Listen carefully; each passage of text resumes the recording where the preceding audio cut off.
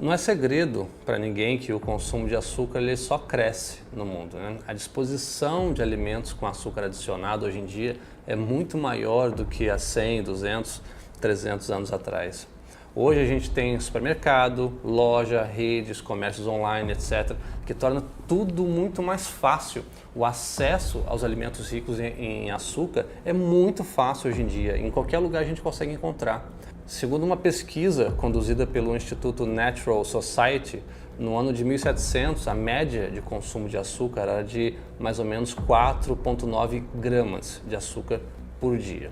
Essa média passou para 22 gramas em 1800, em 1900 ela subiu para 112 gramas e em 2009 a população já estava consumindo incríveis 227 gramas de açúcar todos os dias em média.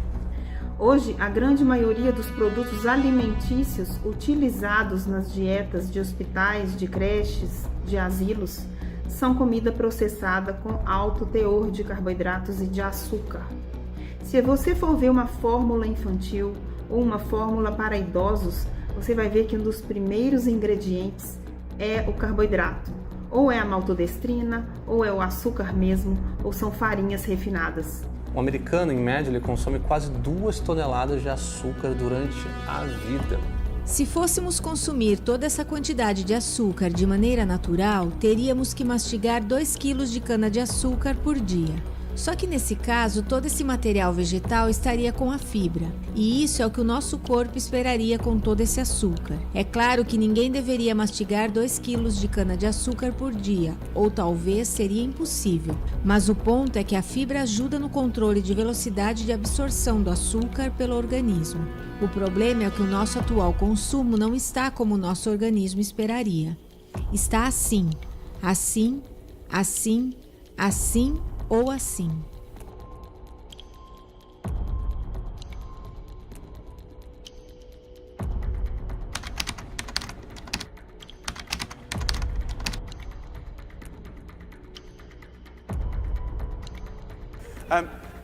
For me, there ain't no need to flavour the milk, okay? There's sugar in everything. I know the ins and outs of those ingredients. It's in everything. Even the milk hasn't escaped the kind of modern day problems. There's our milk, there's our carton. In that is nearly as much sugar as one of your favourite cans of fizzy pop, and they're having 2 a day.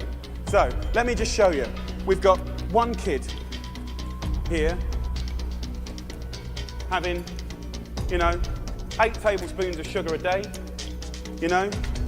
There's your week, there's your month, and I've took the liberty of putting in just the 5 years of elementary school sugar,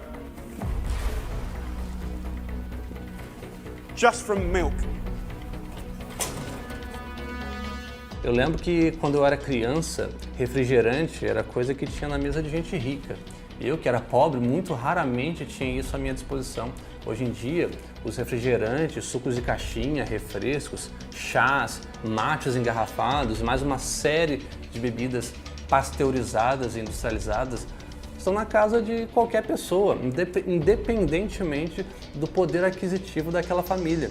Ou seja, estima-se que 1/3 do açúcar consumido no mundo venha de bebidas adoçadas. Segundo o CDC, que é o Centro de Controle e Prevenção de Doenças dos Estados Unidos, 6 em cada 10 jovens consomem bebidas adoçadas todos os dias. Entre os adultos, metade deles toma essas bebidas diariamente. E detalhe, o CDC mostrou que quanto menos hábitos saudáveis a pessoa tem, maior é a propensão desse indivíduo em consumo de bebidas com açúcar adicionado. Ou seja, aquelas pessoas que passam muito tempo na frente da TV, do computador, jogando videogame, que passam horas em redes sociais, elas tendem mais a acompanhar essas atividades com as suas bebidas doces favoritas, né?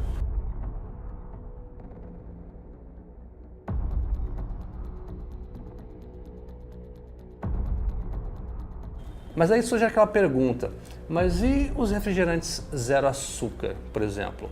Não só refrigerante, né, mas todas essas bebidas industrializadas que se vê por aí propagadas como sendo opções saudáveis por serem zero açúcar. E aí, será que a gente pode tomar essas bebidas livremente, só porque não tem açúcar, diz 0 lá na embalagem, qualquer químico que a gente coloca no nosso corpo vai ter uma reação, quer esse químico venha de uma bebida 0 açúcar ou não. Um refrigerante 0 açúcar, ele ainda tem na sua composição uma seleção grande de químicos para que ela tenha cor, tenha sabor e que dure nas prateleiras dos mercados. Bebidas 0 açúcar ainda são muito doces e passam por um pesado processo químico para ser feito. A vasta maioria dos refrigerantes e outras bebidas também tem como corante um composto químico chamado caramelo 4. Esse caramelo 4 é um composto químico que é originado de uma reação chamada reação de Maillard, que nada mais é do que a reação de um açúcar com o nitrogênio. Esse processo de caramelização gera uma substância chamada 4-metilimidazol, ou 4-MEI, que diminui a capacidade de desintoxicação do fígado, abrindo caminho para uma série de doenças. Claro, o fígado, que é um dos órgãos principais no processo de detox do corpo, ou seja, de desintoxicação, com certeza, a gente deteriorando a capacidade do fígado de cumprir com esse papel, a gente vai sim diminuir a capacidade do nosso corpo de se defender e de prevenir doença. Estudos conduzidos em animais já mostraram a relação dessa substância com câncer de pulmão e câncer de tireoide, por exemplo. Além disso, claro, existem outros aspectos, que é o de sustentar o vício. Pessoas que têm a alta dependência de açúcar, dependência química dessa substância, vão acabar indiretamente sustentando o vício através das bebidas adoçadas. Sem contar que alguns adoçantes ainda são capazes de estimular a produção de insulina, mesmo que a bebida tenha 0 açúcar, apenas pelo sabor doce daquela bebida. Ou seja, no final das contas, o seu corpo ainda está sendo estimulado como se estivesse recebendo açúcar normalmente. E aí isso é muito perigoso, porque o corpo está esperando algo, se preparando para metabolizar algo que não está sendo ingerido. Ou seja, a gente está enganando o corpo nesse sentido. Isso é muito, muito perigoso.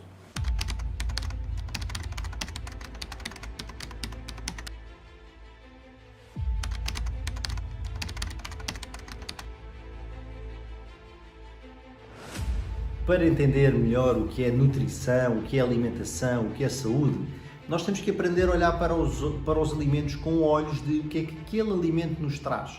E não é o que nos traz do ponto de vista calórico, do ponto de vista energético. Não é isso que é o mais relevante de tudo. É sim que vitaminas aquilo traz, que macronutrientes aquilo traz, que minerais aquilo traz. Então nós, quando olhamos para um alimento e quando escolhemos introduzir um alimento no nosso dia-a-dia, na nossa rotina de alimentação, nós temos que olhar e ver quais as vitaminas que aquele alimento traz, por exemplo, vitamina A, B, K. Temos que olhar, por exemplo, para os minerais que ele traz, como o magnésio, o selênio, o potássio, o zinco. Temos que olhar para os macronutrientes, que proteínas aquilo traz, que gorduras traz, são biodisponíveis, são facilmente absorvidas ou não. E é assim que a gente tem que olhar para um alimento. Quando nós olhamos para o açúcar com esses olhos, que são os olhos corretos, nós vamos ver que o açúcar não nos traz nada do ponto de vista de nutrição. Ele não nos traz vitaminas, não nos traz minerais, não nos traz macronutrientes. Aliás, ele traz macronutrientes, traz o carboidrato na forma de açúcar, que é apenas utilizado para energia. Então, nós, se pensarmos do ponto de vista nutricional, o açúcar nunca é bem-vindo e a sua caloria, que é a única coisa que ele nos fornece, é a caloria, é a energia, ela é desprovida de nutrição.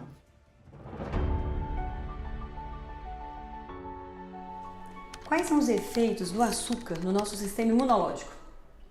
Pessoal, o açúcar, a glicose em excesso no sangue, a frutose em excesso, eles alteram primeiro o nosso intestino antes de serem absorvidos. Isso altera a flora intestinal.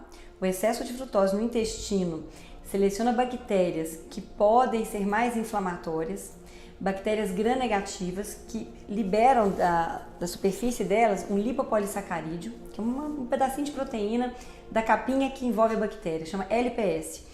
Esse LPS pode ser absorvido e cair no nosso sangue, tá? Principalmente se a gente tiver um aumento de permeabilidade intestinal, que é causado frequentemente pela ingestão excessiva de glúten e de grãos. Já começa a ficar interessante, né? Então a gente já tem um excesso de bactérias patogênicas no nosso intestino, um desequilíbrio na flora intestinal, a gente tem um aumento de permeabilidade intestinal, que o açúcar fomenta, estimula tudo isso a acontecer. Só isso já aumentaria muito a inflamação e atrapalharia o nosso sistema imunológico, tá? Ao ponto de elevar a proteína C reativa ultrassensível e estar relacionada à resistência insulínica, porque essa LPS, esse lipopolissaccáride, tem receptores no nosso corpo. O receptor TOL4, que é o TLR4.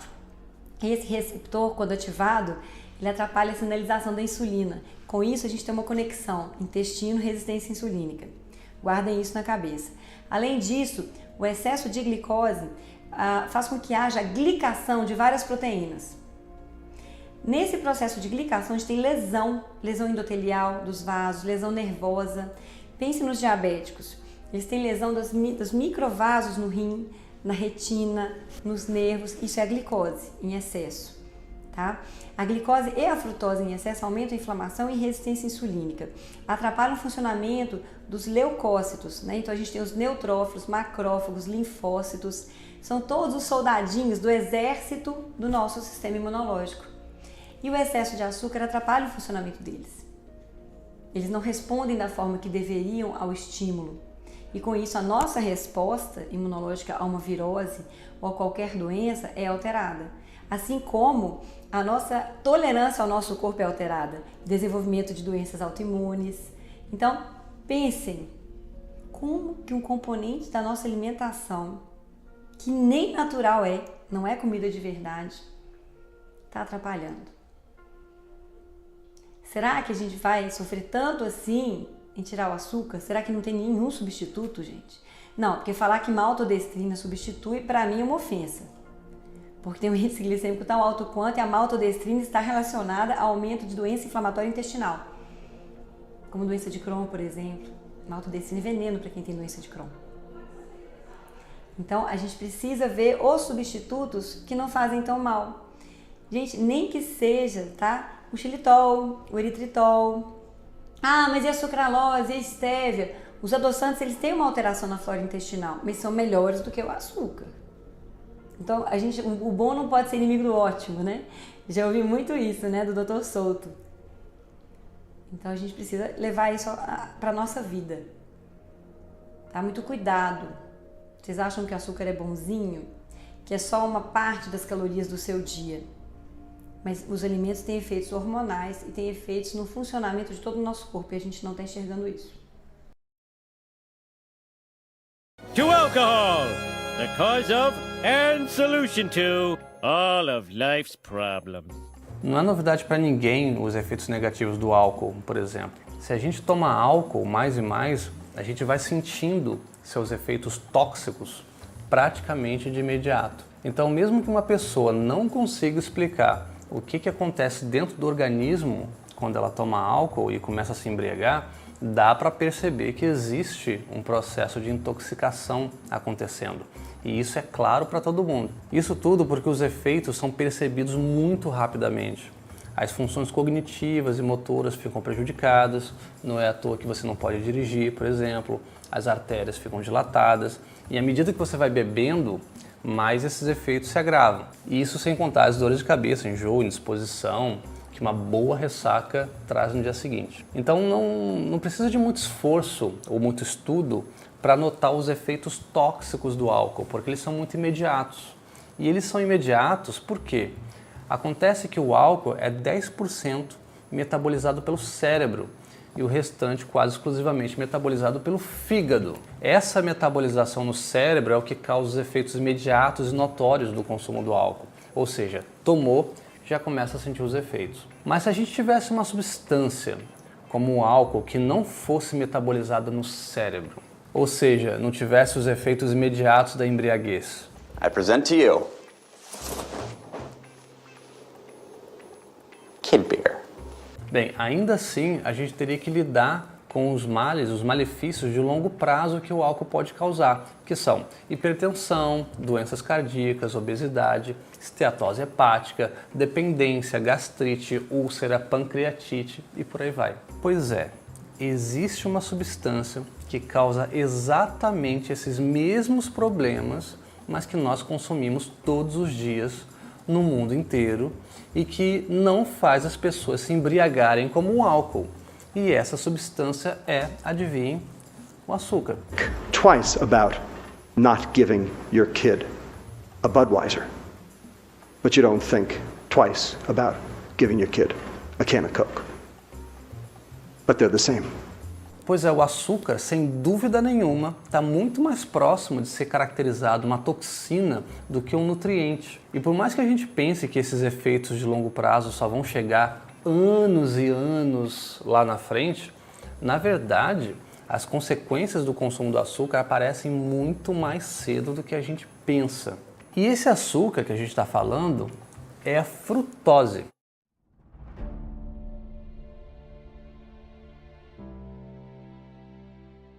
A frutose tem efeitos metabólicos mais prejudiciais do que a glicose. Então, eu vou dar um exemplo prático. Comer 100 gramas de batata, você vai ter um efeito glicêmico muito importante. Por quê? Porque desses 100 gramas de batata não tem frutose lá, tem só glicose. Então, a glicose, lógico, glicose em excesso, ela também se converte em frutose e tem os efeitos metabólicos da frutose ruins, que eu já vou falar a respeito. Já a frutose, apesar dela não aumentar a glicemia, ela tem um efeito direto no fígado, principalmente se for consumida de maneira concentrada. Então, antes de falar dos danos da frutose, eu também vou falar desse outro mito, que a frutose do xarope de milho é super prejudicial para a saúde, mas a frutose que vem do mel, porque é natural, não tem efeito nenhum. Ou a frutose que vem da fruta seca não tem problema, porque é a frutose das frutas. Para o nosso corpo, frutose é frutose. É um anelzinho, né? Um anelzinho composto por 5 moléculas de carbono com uma molécula de carbono para fora. Essa molécula, ela tem um formato totalmente diferente do que o da glicose. E o efeito dela no nosso corpo também é totalmente diferente. Por quê? Porque para o nosso corpo, nenhuma célula do nosso corpo sabe aproveitar a frutose. Ela inteira precisa passar lá pelo fígado para ser convertida.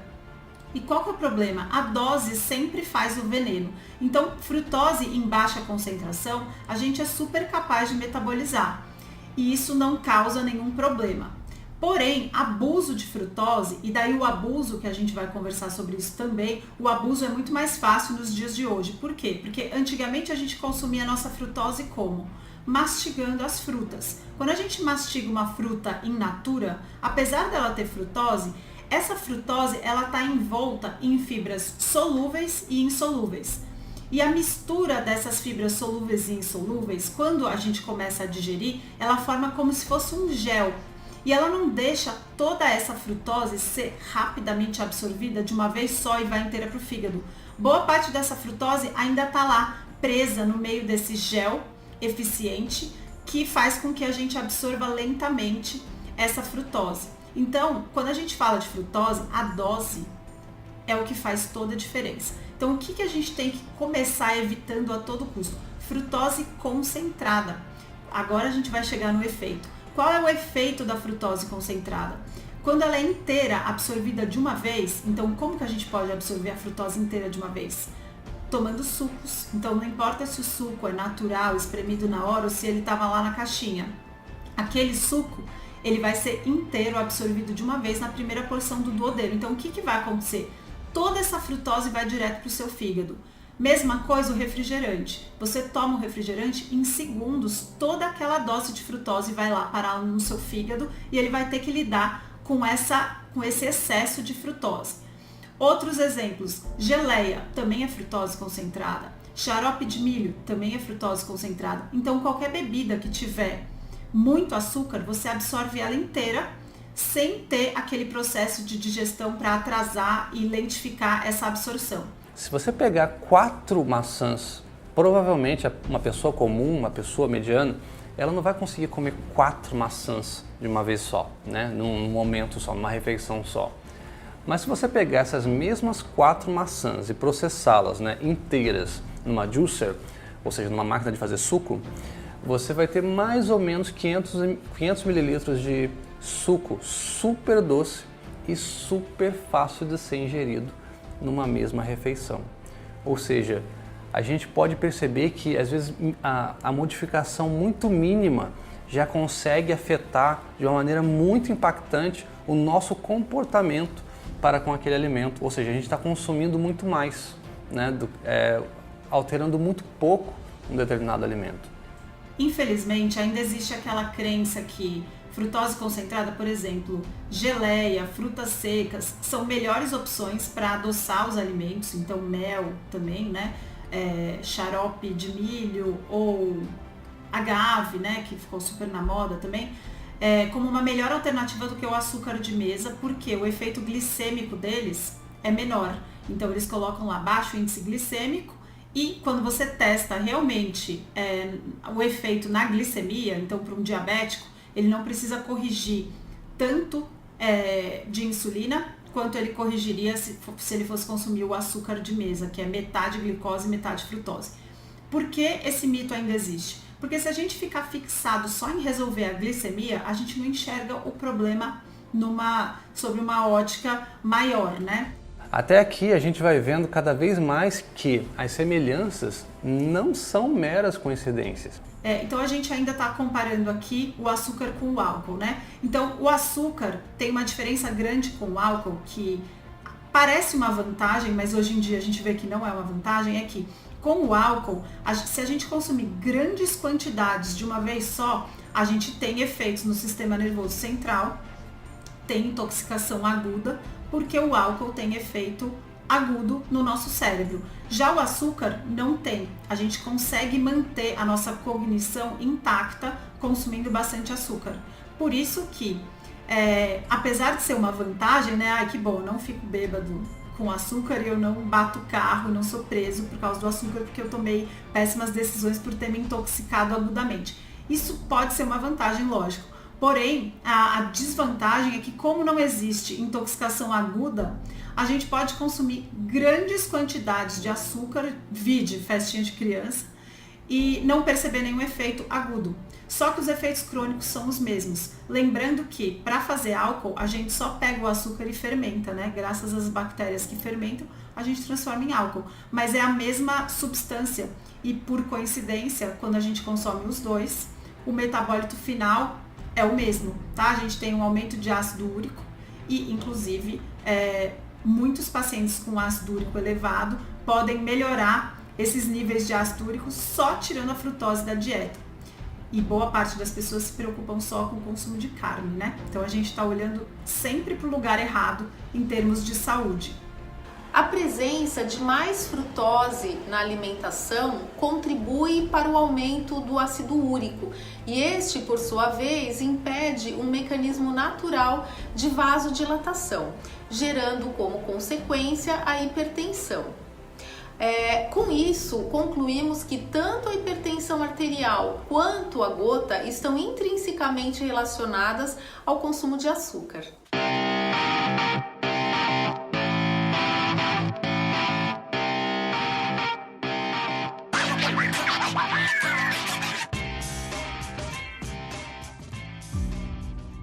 Mas por que tanta frutose na comida industrializada?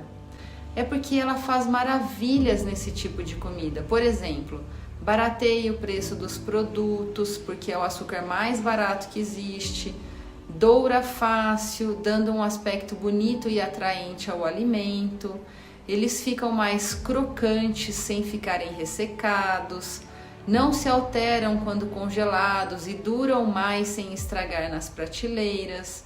A comida ela fica hiperpalatável, ou seja, deliciosa, viciante.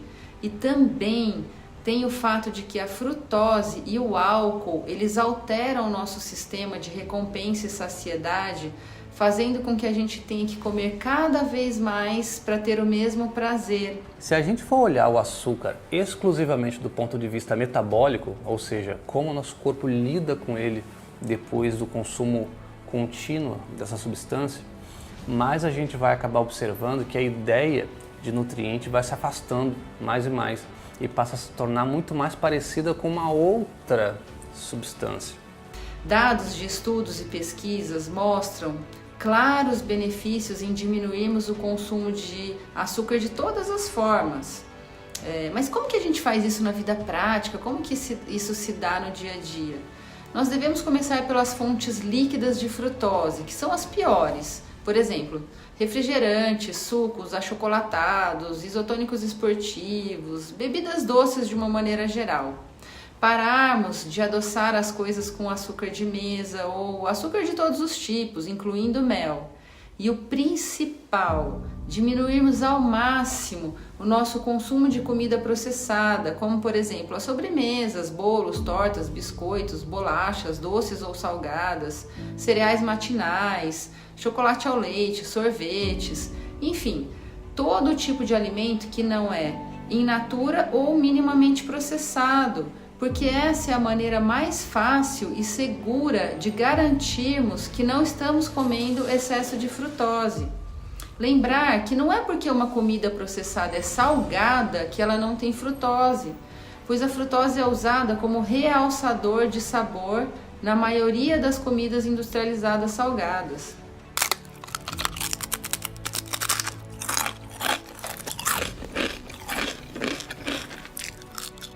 O endocrinologista Robert Lustig, que é um endocrinologista pediátrico, né? Ele fez um estudo muito interessante que em 9 dias, tirando a comida processada com açúcar e substituindo por glicose mesmo, ele não fez as crianças consumirem uma dieta orgânica, com produtos maravilhosos, não. Ele continuou dando comida processada para a criança porque ele quis fazer bem para a realidade da cultura americana.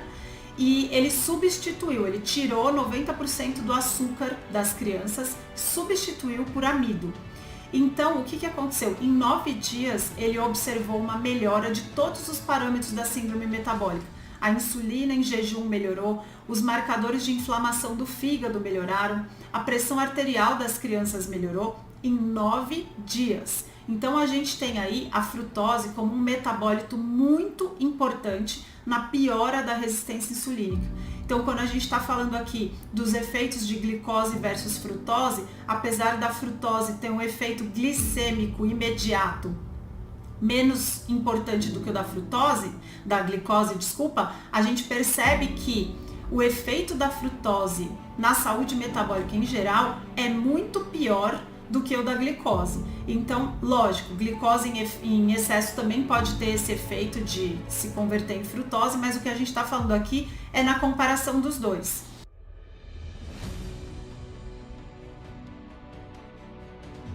Frutose e álcool não tem muita diferença. Tomar um copo de suco de uva integral ou de cerveja para o metabolismo do nosso fígado é praticamente a mesma coisa, são muito parecidos. Mas como podemos fazer então para saber o quanto de frutose comer de maneira mais segura?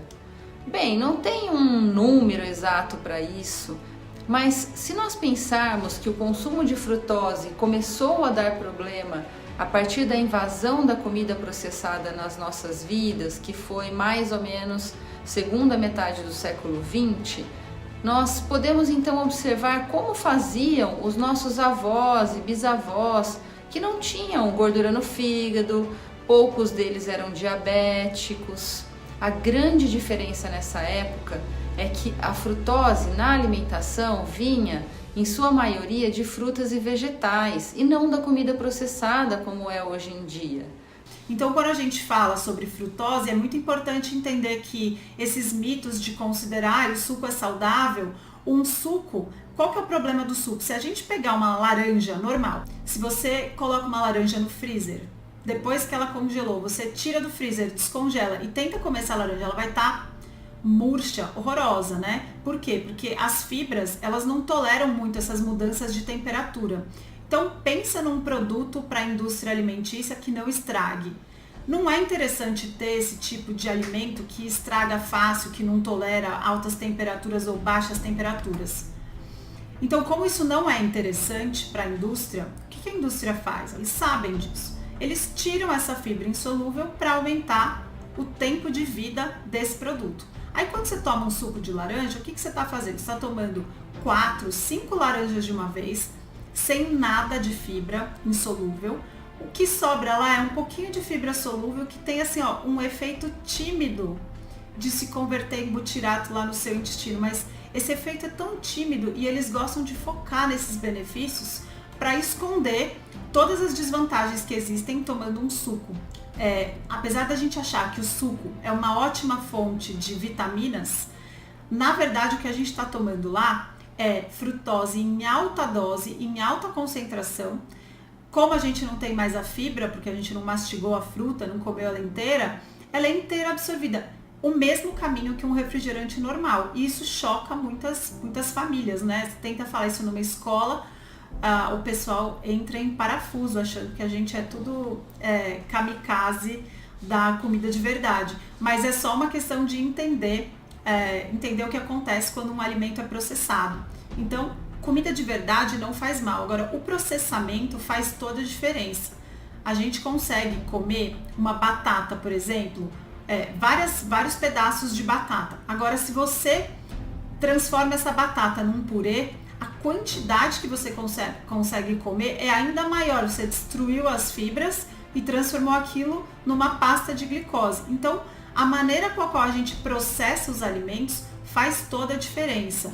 O suco, a gente precisa perder essa romantização do suco.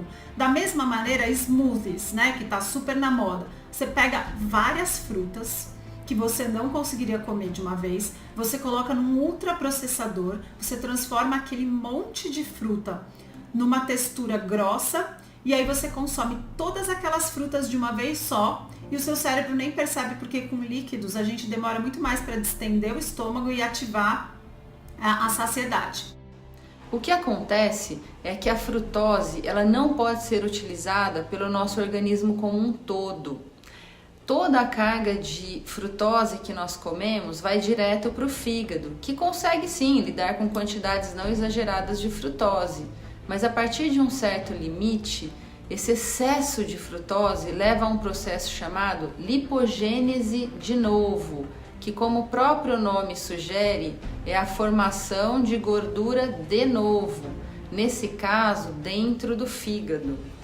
Parte dessa gordura formada pela frutose, ela é exportada para a corrente sanguínea, causando ganho de peso, obesidade, problemas com colesterol, aumento do risco de doenças cardiovasculares. E outra parte fica dentro do fígado, na forma de esteatose hepática ou gordura no fígado. E é importante dizer que esse processo ele é muito parecido com o que acontece com o álcool. Então, aí a gente já está falando sobre o efeito agudo de muita frutose de uma vez. O que ela faz quando ela chega lá no nosso fígado? De um jeito fácil, a frutose ela causa uma crise energética no nosso fígado. Ela entra lá nas nossas células e as nossas células enxergam como um déficit de energia. Imagina que é um alerta, começa a piscar a luz vermelha e fala: alerta, alerta, estamos com falta de energia. A sua mitocôndria, ela fica confusa, ela fica assim, ela não sabe o que fazer com essa quantidade enorme de energia que chegou de uma vez só. E aí o que acontece? O nosso corpo direciona o nosso metabolismo para detoxificação, né? Porque frutose é um tipo de veneno, ela não serve para nada e o nosso fígado dá prioridade para quebrar essa molécula de frutose em metabólitos que a gente consegue eliminar. Então, nessa hora, essa crise energética faz com que o nosso metabolismo interrompa completamente a queima de gordura e comece a produzir gordura de maneira acelerada. Então, a frutose, ela aumenta a lipogênese de novo, aumenta a fabricação de gordura. E essa fabricação acelerada de gordura, ela, lógico, vai se transformar em triglicérides.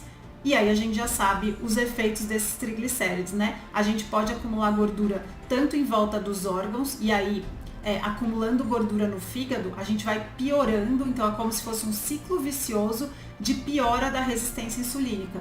Então é importante entender que, apesar da frutose não ter esse efeito glicêmico importante, ela tem um efeito muito pior no nosso fígado de provocar uma fabricação desenfreada de gordura, e essa gordura pode se depositar em vários órgãos que não são saudáveis, né? A gente chama isso de gordura visceral, e isso vira uma cascata, né, de resistência insulínica. Ela vai piorando a resistência insulínica. Então a frutose sozinha é um componente que piora e causa resistência insulínica.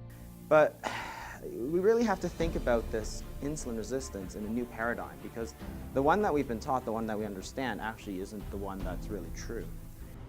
Então, frutose concentrada, não importa se veio da geleia de frutas natural sem açúcar, não precisa ter açúcar adicionado na geleia, Por quê? Porque já tem muito açúcar lá, muita frutose concentrada na geleia. Você evaporou aquela água e concentrou aquela frutose. A mesma coisa, o mel, ele tem muita frutose lá. E o efeito do mel na glicemia pode ser baixo, mas o efeito da frutose em quem já tem síndrome metabólica, gordura no fígado, insulina elevada, vai piorar. É uma lenha na fogueira. A gente não é tão frágil quanto a quantidades de frutose, mas o nosso consumo atual de frutose aumentou em 20 vezes da década de 70 para cá. Por quê? Porque o nosso consumo de comida processada aumentou bastante e 90% da nossa fonte de açúcar, do consumo de açúcar, vem dos alimentos processados. Então, quando a gente para de comer comida processada, já fica mais fácil de separar de onde você está consumindo o açúcar. Muitas pessoas acham que eu preciso cortar o açúcar, eu vou só tirar a sobremesa. Não, pessoal, se você come comida processada, boa parte do açúcar que você consome você não está enxergando. Tem açúcar lá naquele hambúrguer processado, naquela salsicha processada, naquela lasanha congelada. Todos os alimentos aqui que eu estou falando salgados, no ketchup tem um monte de açúcar, no molho, no extrato de tomate tem um monte de açúcar.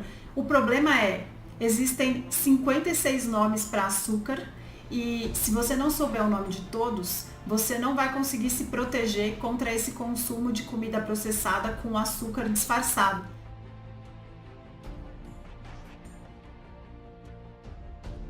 E lembrando, o açúcar ele não tá lá para adoçar, tanto que a gente encontra açúcar em alimentos salgados, né? Por que o açúcar tá lá? Porque ele é um aditivo, ele tem efeitos muito bons para a duração dos alimentos. Quanto mais açúcar você coloca, mais ele dura. Então veja esses pães de forma de supermercado, eles duram pra caramba, né?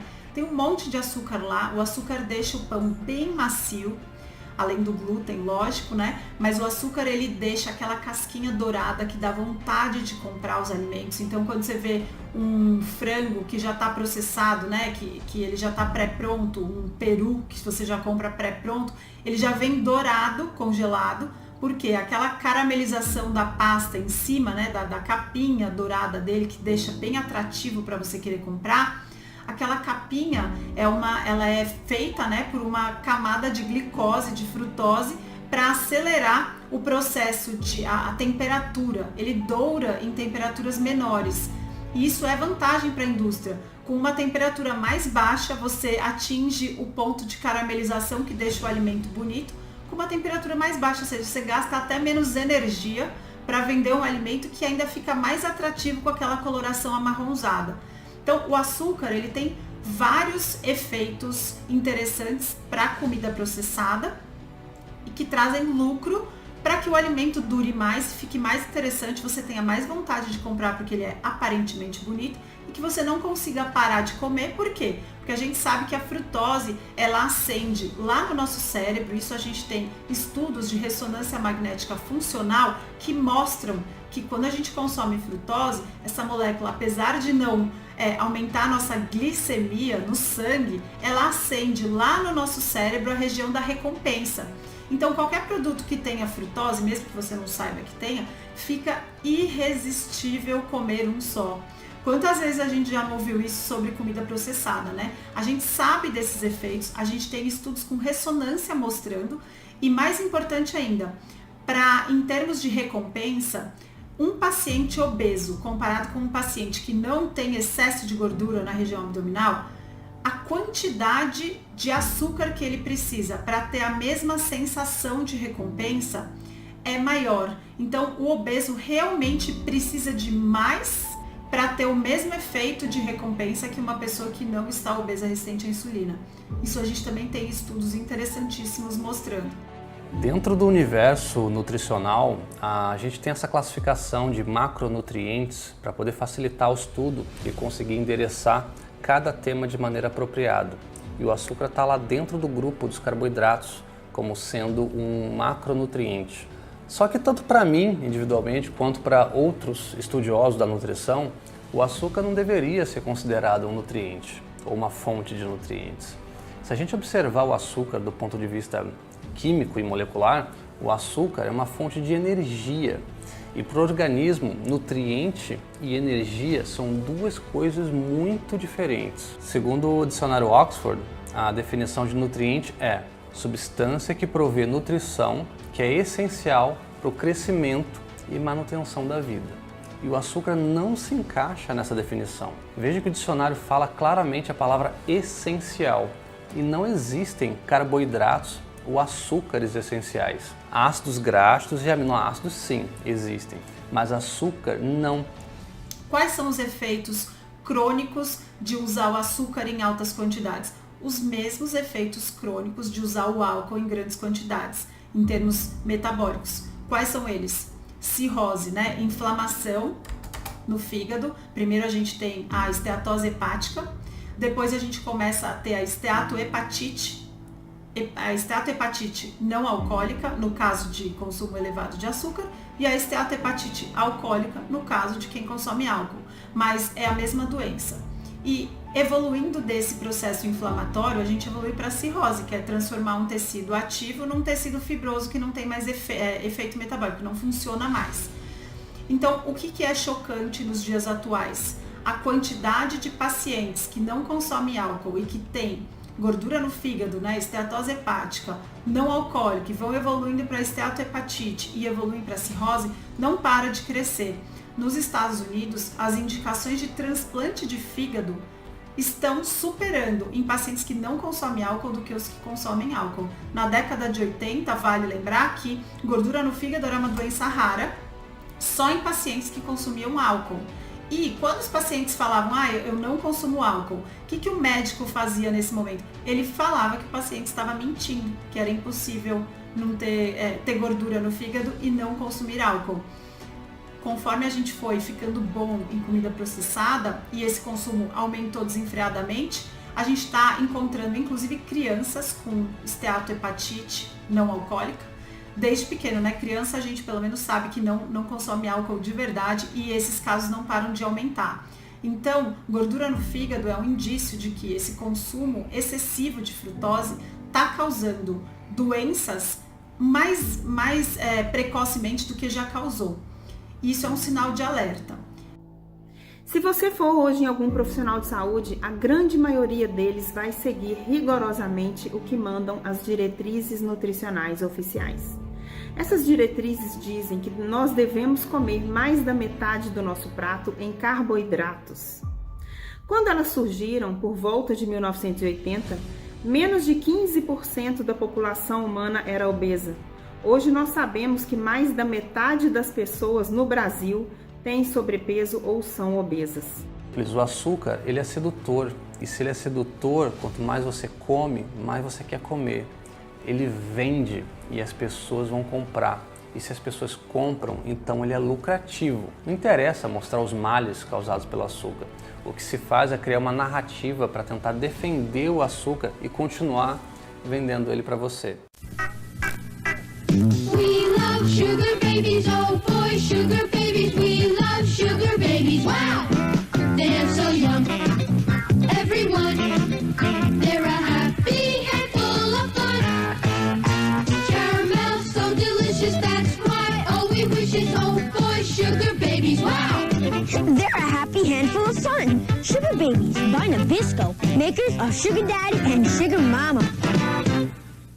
Existe muito mais dinheiro investido a favor do açúcar, seja através de propaganda de produtos, seja através de pesquisas financiadas, cheias de conflitos de interesse, do que investido em evidenciar de forma clara os perigos dessa substância para a saúde. Existem pessoas com doenças metabólicas causadas justamente pelo excesso de açúcar, que são orientadas a fazer uma dieta com a metade do prato de carboidratos, que se transformam em açúcar no sangue. Por exemplo, gordura no fígado, síndrome dos ovários policísticos, diabetes tipo 2, Alzheimer.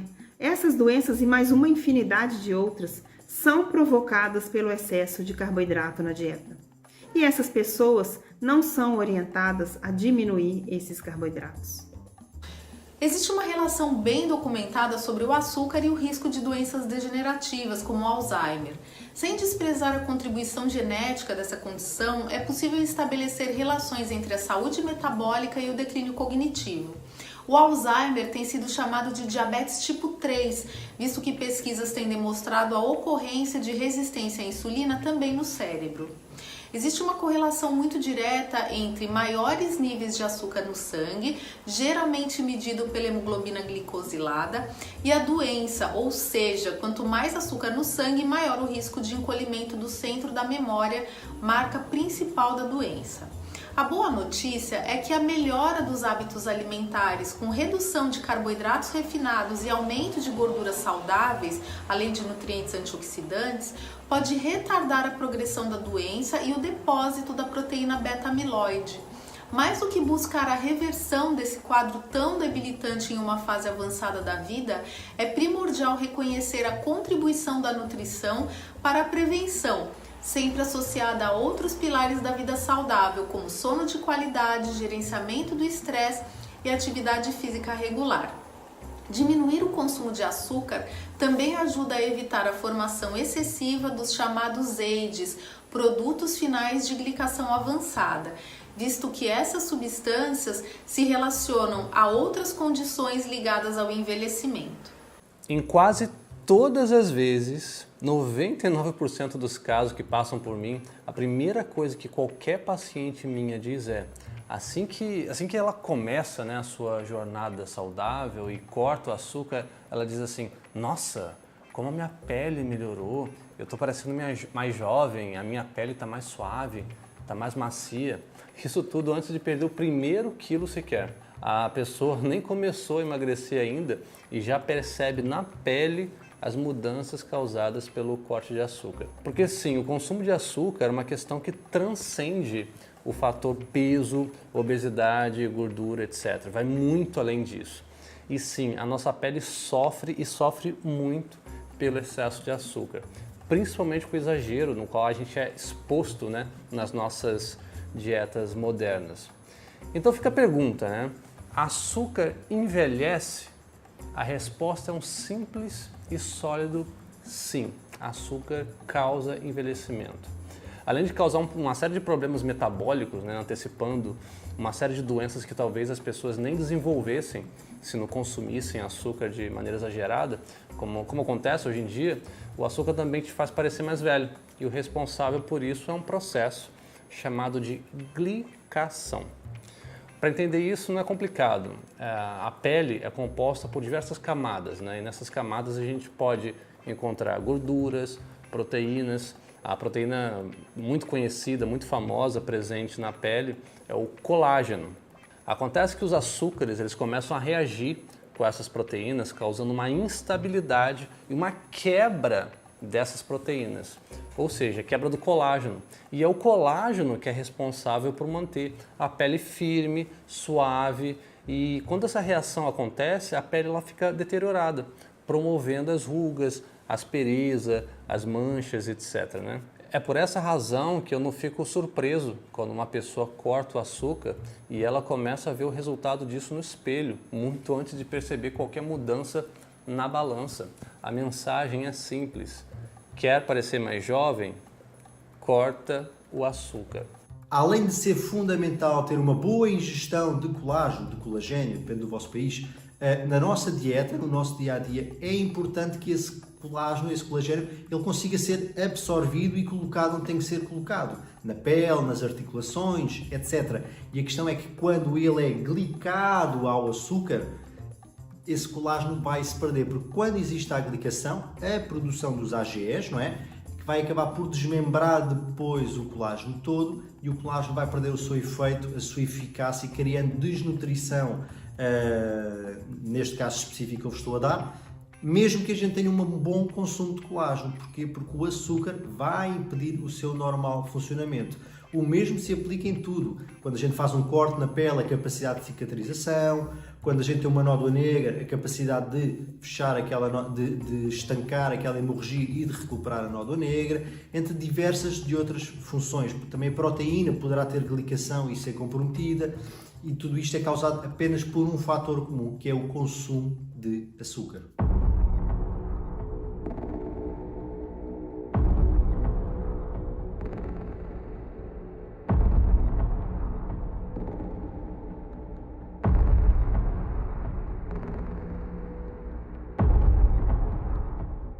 O açúcar ele pode roubar nutrientes, ele pode alterar o meio digestivo estomacal, ele pode prejudicar a absorção de vitaminas e minerais, ele pode facilitar o aumento da excreção, né, desses nutrientes, dessas vitaminas e minerais, e ele pode interferir diretamente na absorção intestinal de vitaminas e minerais. Existem diversas formas de como o açúcar pode causar desnutrição. O primeiro deles é o que a gente chama de deslocamento nutricional. A predileção pelo sabor doce acaba fazendo com que você ingira mais alimentos açucarados e isso faz com que você ingira menos dos alimentos que são mais nutritivos. Além disso, o foco do açúcar vai ser sempre a produção de energia. E o açúcar, né, a frutose, ela faz isso depletando diversos nutrientes, dentre eles as vitaminas B1, B2 e B3. Além disso, a frutose em si, ela precisa de um investimento energético para poder ser aproveitada como fonte de energia. A gente tem também o açúcar podendo ocasionar o que a gente chama de resistência à insulina. Essa resistência à insulina acaba fazendo com que as células tenham menos acesso a esse açúcar, né, menos acesso a combustível, fazendo com que você sinta mais fome e com mais constância. E por último, a gente tem que entender que a frutose também pode causar problemas intestinais relacionados com síndrome do intestino irritável, com doença de Crohn, e isso pode fazer com que você tenha diarreias, e essas diarreias podem fazer com que você absorva menos dos nutrientes. Dessa forma, tudo isso contribui para que, quando você ingere açúcar, você acaba ficando desnutrido. Para cada molécula de açúcar que nós consumimos, o nosso corpo utiliza 54 moléculas de magnésio para conseguir processar esse açúcar. Bom, um dos problemas que eu acho em relação ao açúcar é que, apesar dele ser considerado um alimento energético, eu considero ele o maior ladrão de energia que existe. Porque sempre que a gente consome alguma coisa muito doce, logo depois vem um efeito rebote e a gente tem uma queda de glicemia. Por quê? É porque é uma resposta fisiológica do nosso organismo que tenta limpar aquele excesso de glicose da corrente sanguínea, e quando é feito isso através da insulina, essa glicose que estava lá em cima, logo depois está aqui embaixo. A cada vez que cai a glicemia desse jeito, a pessoa sente sono, sente fome, sente cansaço, se sente irritada, falta de energia, e isso induz a pessoa a fazer o quê? Se alimentar novamente um alimento com alta carga glicêmica.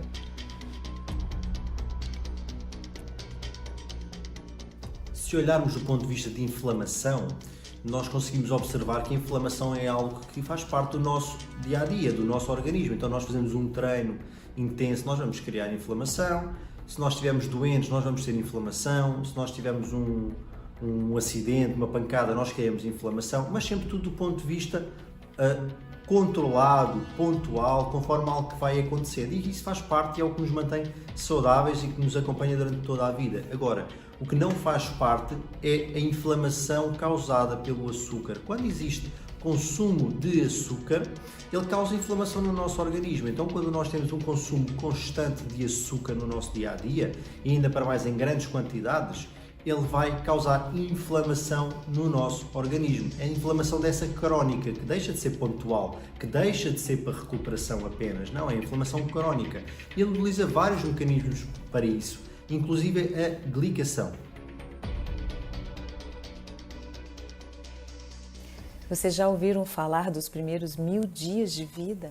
Então seriam os 270 dias da gestação, mais 365 dias do primeiro ano de vida e 365 dias do segundo ano de vida. É considerado uma janela de oportunidades, no qual é possível adotar hábitos e atitudes que vão influenciar o crescimento e desenvolvimento desse bebê. Por exemplo, um ambiente fetal com obesidade da mãe, né, e um consumo de ultraprocessados em grande quantidade, consequentemente de açúcar, é um ambiente que já influencia o feto. É como se esse ambiente já preparasse esse bebê para ameaças futuras, do tipo, fique alerta, se prepare. E essa criança passa a estocar energia extra e aumentar seu percentual de gordura após nascimento. Um outro fator muito importante é se esse bebê vai ser amamentado. Nós sabemos que o aleitamento materno protege contra a obesidade, mas sabemos ainda que existe uma definição das preferências alimentares, porque alguns sabores experimentados pelo bebê, tanto no líquido amniótico na gestação, quanto no leite, podem influenciar o paladar da criança, né? E o sabor do leite, ele muda de mamada para mamada e varia de acordo com a dieta da mãe. Vocês entendem como já nessa fase podemos definir tanta coisa em relação à saúde dessa criança? Aí aos 6 meses a gente começa a introdução alimentar e a gente recomenda, nós pediatras recomendamos, não dê açúcar de nenhum tipo nos primeiros 2 anos, né? Açúcar branco, orgânico, demerara, melado, mel, xarope de milho, mas, e além do mais, tem a recomendação da Academia Americana de Pediatria, que fala assim, não dê suco no primeiro ano de vida, mesmo natural. O que a gente vê na prática é que, efetivamente, no primeiro ano as mães se esforçam, né? É como se fosse uma prescrição médica. Aí, no segundo ano, elas até tentam continuar. Mas muitas vezes o que prevalece é a alimentação da família, que muitas vezes é precária, né? E quando os pais têm uma alimentação relativamente adequada, chega a avó, chega o tio com um docinho, né? Que mal faz. Afinal de contas, né? Ele estava aguando.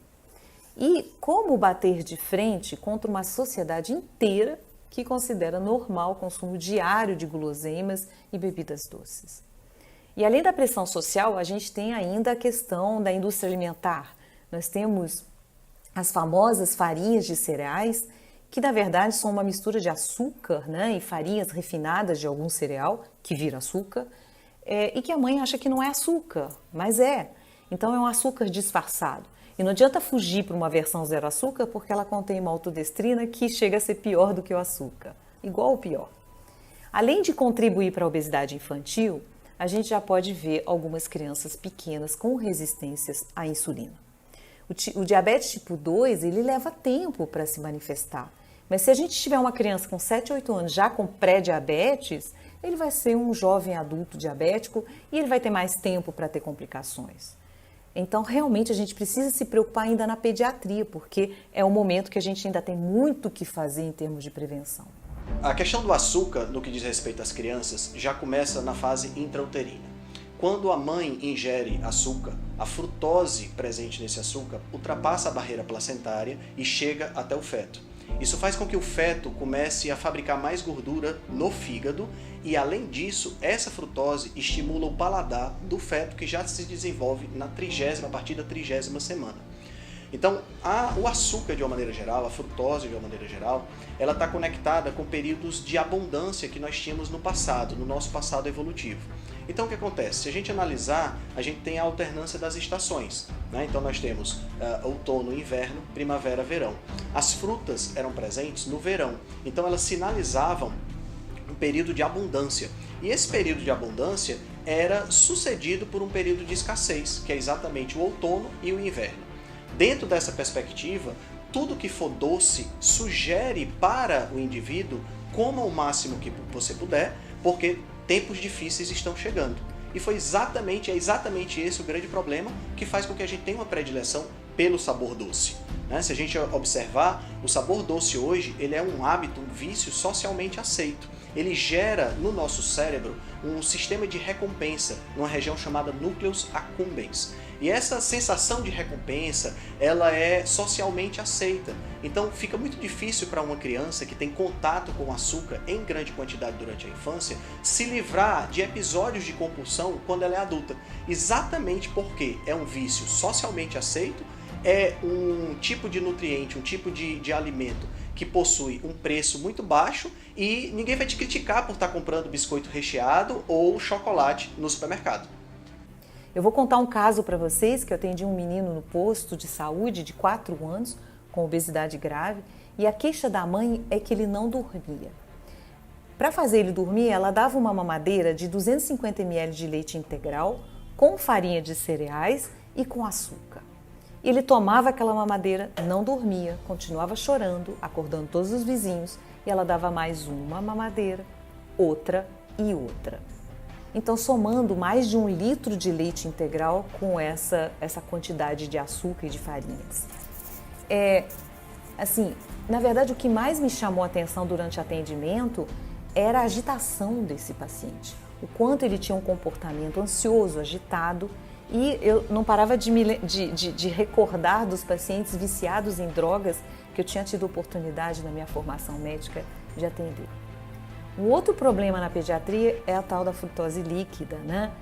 Todo mundo sabe que refrigerantes, sucos de caixinha em pó são ruins, mas muitas vezes as mães ainda acham que suco 100% natural é adequado, é natural, mas na verdade é frutose líquida em alta concentração e aí vai direto para o fígado, é metabolizado lá, predispõe à resistência à insulina. O que acontece é que, além disso, a gente vai modificando aos poucos o paladar da criança. A criança para de beber água, ela perde esse hábito de beber água. E quanto mais doce, mais necessidade, maior a necessidade de consumir doce, né? Então, isso é uma das principais causas, inclusive, de seletividade alimentar. A criança para de comer alimentos in natura. Então, eu acho que assim, a pediatria tem uma importância gigantesca nesse contexto, porque é um momento que sim, a gente pode começar a prevenir. Our brain is basically hardwired to seek and want these foods, but we're building up a tolerance to them, so we eat more. So we're basically becoming sugar junkies. A Organização Mundial da Saúde vai considerar uma droga psicotrópica toda a substância que afetar ou produzir alterações na estrutura ou no funcionamento do nosso organismo ou do nosso cérebro, né? Então, ela também vai considerar que essa droga tenha algumas características básicas, como, por exemplo, o indivíduo tentar, repetidas vezes reduzir ou parar o consumo dessa substância sem sucesso, o indivíduo apresentar fortes desejos pela substância, ir atrás da substância, ele fazer o uso continuado mesmo sabendo que aquela substância não faz bem para ele sabe das consequências negativas, mas ele continua utilizando e esse indivíduo apresentar redução da capacidade do controle do consumo sobre a substância. Bom, aí o que acontece? A pessoa come aquele alimento doce, né, para restabelecer a glicemia dela, e a cada vez que ela come aquele alimento doce, aquilo libera um prazer enorme para ela por causa da dopamina, que tem uma produção enorme de dopamina, né, uma liberação enorme de dopamina cada vez que ela come um alimento doce. O açúcar, ele faz isso, né? A gente tem uma liberação de dopamina muito maior com açúcar do que com alimento natural.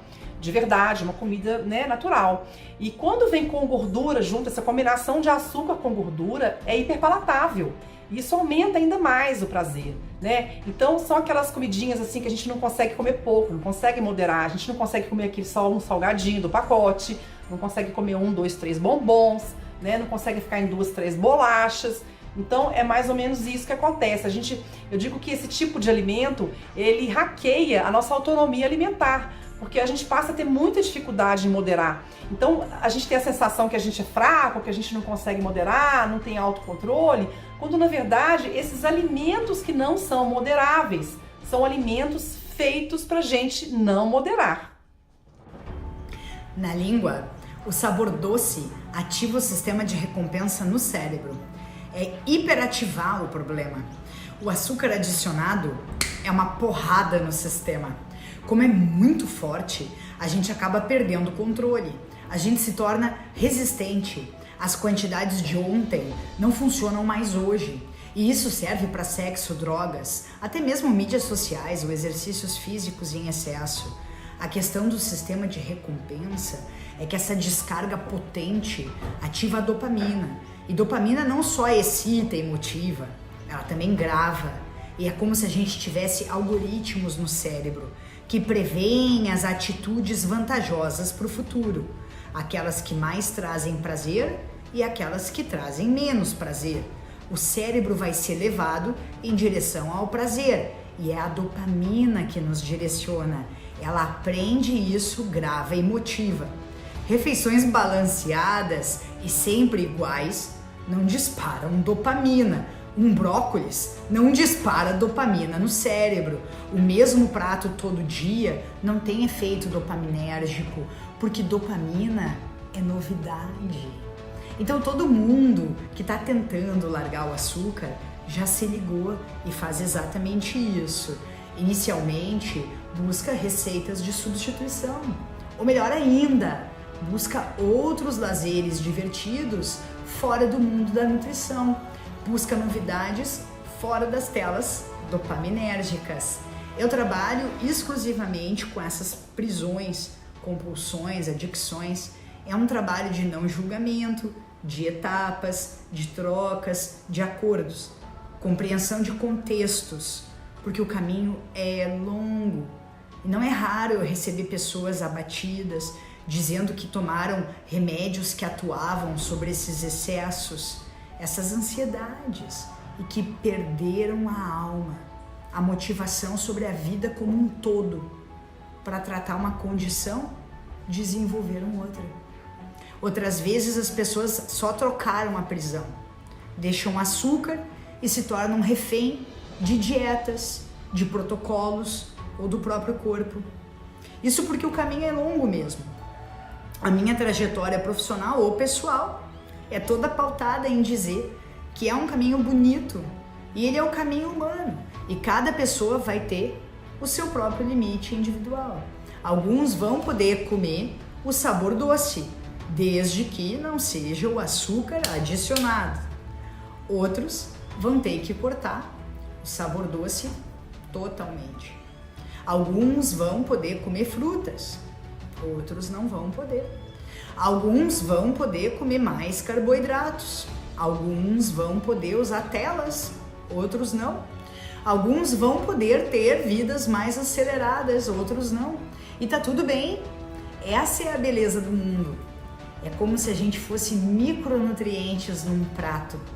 E que monotonia seria se fôssemos todos sempre iguais. A cada ano que passa, mais adultos, crianças e adolescentes são vítimas de doenças provocadas pela má alimentação. E um dos principais causadores dessas doenças é o açúcar. Em seu livro The Case Against Sugar, Gary Taubes informa que 1 em cada 3 adultos é obeso, 1 em cada 7 tem diabetes e 1 em cada 4 ou 5 morrerá de câncer. O meu nome é Milene Palha. Há 6 anos eu venho lutando para salvar vidas de uma forma muito particular. Eu venho utilizando a minha cozinha para mostrar que a boa alimentação, ela nos cura, ela evita várias doenças e pode transformar a nossa vida para melhor. Eu não sou médica, eu não sou nutricionista, eu sou uma chefe de cozinha que descobriu, depois de uma situação de doença e de muito estudo, que pequenas alterações no nosso dia a dia podem nos trazer ganhos incríveis de saúde. Há 6 anos eu fui diagnosticada com pré-diabetes e esteatose hepática não alcoólica. Eu tinha uma vida como a maioria das pessoas. Eu comia muita pizza, muito bolo, muito refrigerante, muitos doces, bolachas, pães. Eu sempre adorei comer, sempre fui louca por doce e isso não faltava na minha mesa. Mas após a doença, eu descobri o quanto esse veneno branco chamado açúcar podia me prejudicar.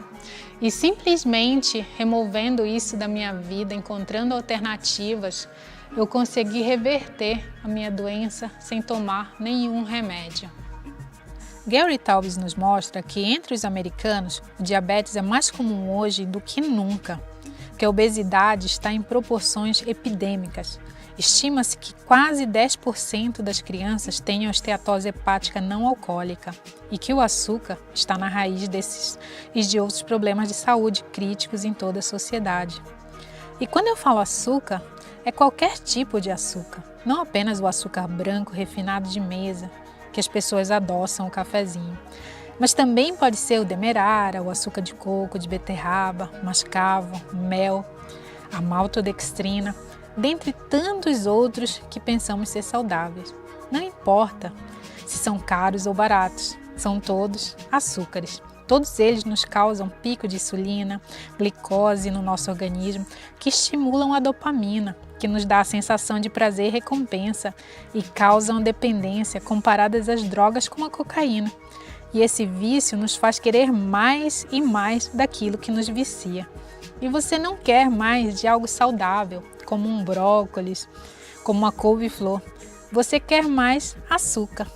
E na comida de verdade, você pode recriar antigos sabores que eram ricos em açúcares, carboidratos refinados, pobres em nutrientes, simplesmente utilizando adoçantes naturais de baixo índice glicêmico, como estévia, xilitol, eritritol, monkey fruit.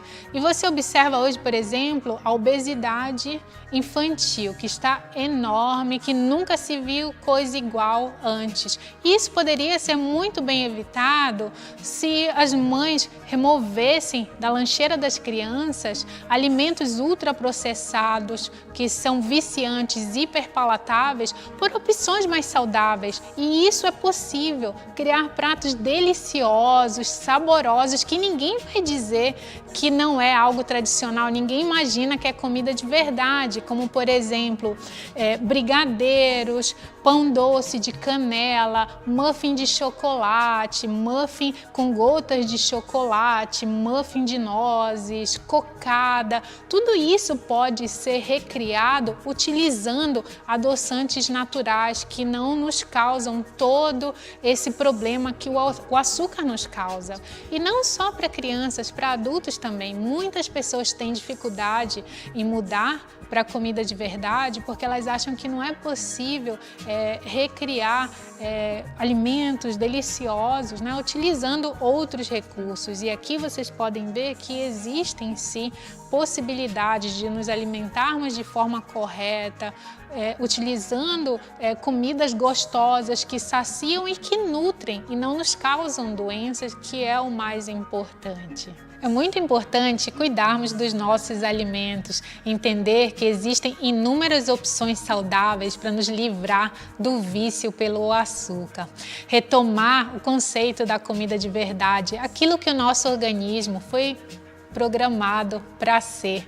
Dessa forma, nós evitamos toda essa explosão de doenças metabólicas e obesidade que se instalou pelo mundo. É importante que a gente entenda que comida de verdade é aquela que não tem rótulos, que não tem lista de ingredientes, que é simples e que nos ajuda a ter qualidade de vida no longo prazo. Isabela sempre foi uma criança que teve contato com o açúcar desde bebê. Com 6 anos, ela já começou a apresentar os primeiros sintomas da puberdade precoce, mas foi com 10 anos que ela foi diagnosticada com resistência à insulina e nós começamos uma reeducação alimentar, priorizando a comida natural.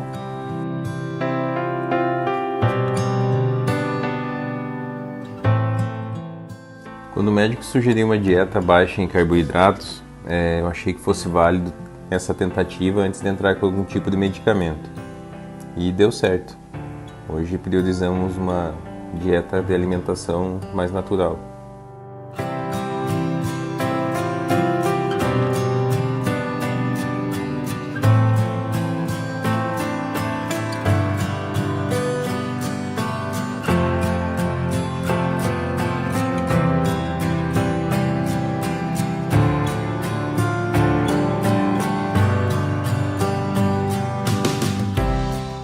Quando o médico disse que eu não podia mais comer mais doces, eu fiquei triste, mas daí eu entendi que era para o meu bem. E aí minha mãe começou a fazer bastante receitas gostosas para mim, e hoje em dia eu nem sinto mais falta dos doces.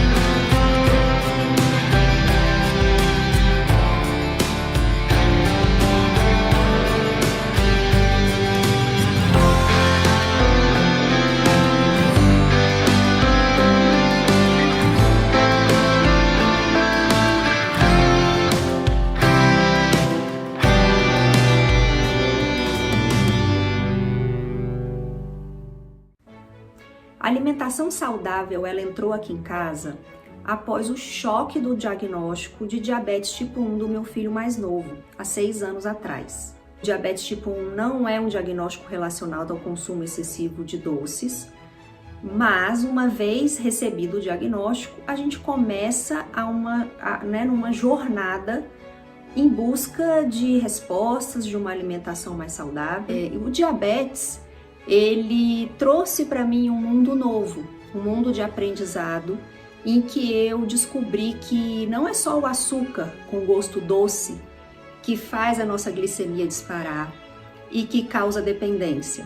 O amido também, né, o trigo, o açúcar salgado, como eu costumo dizer, ele também é muito maléfico para a saúde de todos nós. Essa orientação de que quem tem diabetes precisa comer produtos integrais, como farinhas, grãos, eu comecei a perceber que aquilo não fazia sentido. Que depois dele ingerir esse tipo de alimento, era a mesma coisa que ele tivesse comido doce. Então foi aí que a gente descobriu que uma dieta baixa em carboidrato seria a mais adequada para ele. E a gente vem seguindo esse caminho. Aferir a glicemia do Rafael foi o grande passo para eu entender como os alimentos têm um impacto imediato no nosso sangue.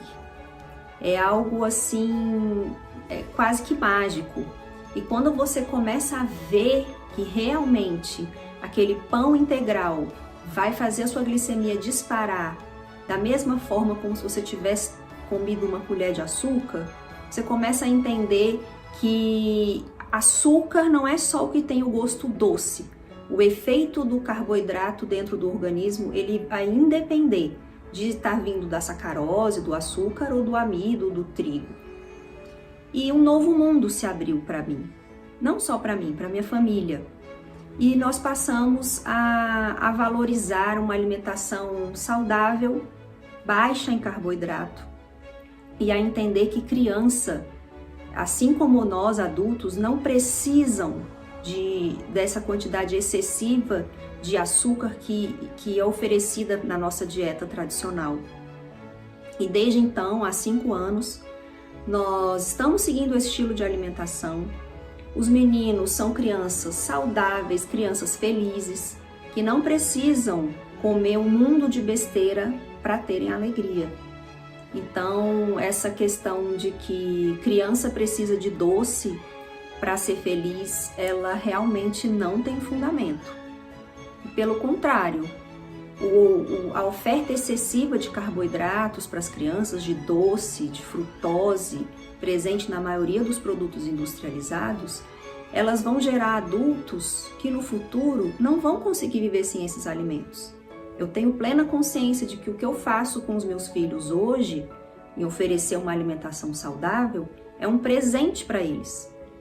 Então, o meu não às besteiras, ele é bem consciente. E eles sabem disso, que essa busca por uma alimentação saudável, ela é, na verdade, uma demonstração de amor. Explico para eles que não há alimento proibido, não é uma questão de proibir, é uma questão de priorizar o que faz bem para a gente.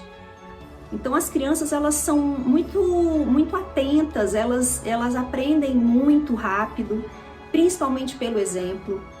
Então não adianta o pai ou a mãe terem um discurso de alimentação saudável se eles mesmos não praticam. Essa é uma questão muito sensível e muito importante. As crianças aprendem muito mais pelo exemplo. Certa vez eles me perguntaram, mamãe, você não gosta de comer doce? A gente não vê você comendo doce.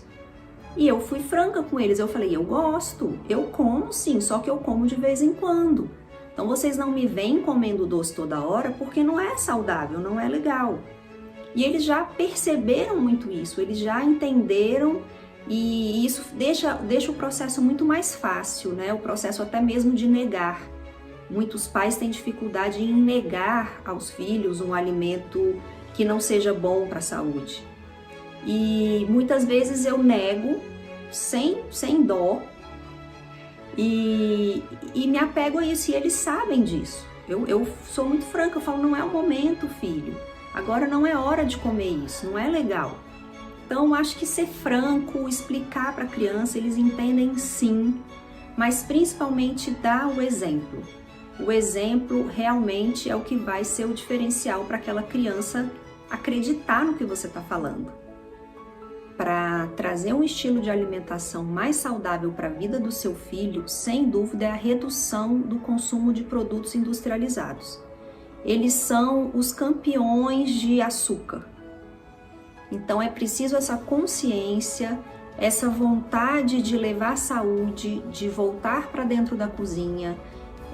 Não tem mistério, é voltar ao simples, ao açougue, à feira, e conscientizar as crianças a respeito da necessidade de uma boa alimentação para a saúde delas. E eles aprendem rápido, e aprendem principalmente com o nosso exemplo. Então, desde pequenininho, eles vão à feira comigo, a gente prepara os alimentos juntos, não todos, mas sempre tentando inseri-los na cozinha, no contexto da produção. E isso é muito legal, porque a criança se sente importante, ela se sente participativa de todo o sistema, de ver uma comida ali crua e depois ela pronta. Eu faço várias receitas low carb aqui para os meninos, capricho na apresentação, porque a apresentação também conquista as crianças, então sempre tentando colocar numa forminha bonitinha, uma apresentação legal para eles levarem para a escola, porque isso faz diferença. Eles são crianças, eles têm o lado lúdico e eu tento investir nisso. Nossos filhos não precisam ser agradados com comida, Eles não precisam ser premiados nem castigados com comida. Desde cedo é interessante explicar que a comida ela tem uma função, que é nutrir o nosso corpo e não ser uma moeda de troca.